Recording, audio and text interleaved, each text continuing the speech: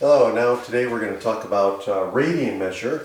So radian measure is a way of measuring angles. Okay, so we can measure angles with degrees, as most of us are familiar with, but there's another unit of measurement called a radian. And how do we define a radian? Well, it's like this.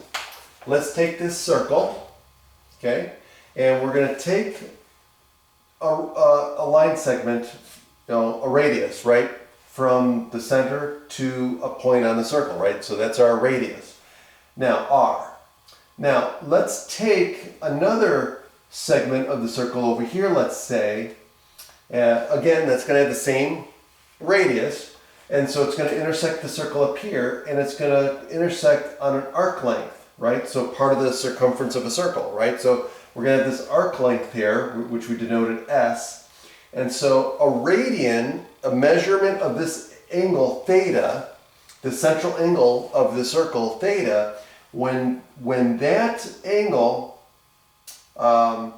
is such that the arc length between the two line segments is equal to R, the same as the radius, right? So when S is equal to R, then the measurement of the central angle theta, by definition, we call a radian. Okay? So let me say that again.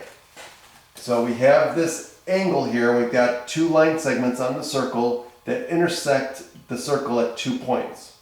When this arc length is the same as the measurement of the radius, in other words, S, which is the arc length, is equal to R, then whatever this angle is, well, we define that angle as 1 radian, okay? And that's the definition of a radian. So 1 radian is the measure of a central angle theta that intercepts an arc S equal in length to the radius R of the circle.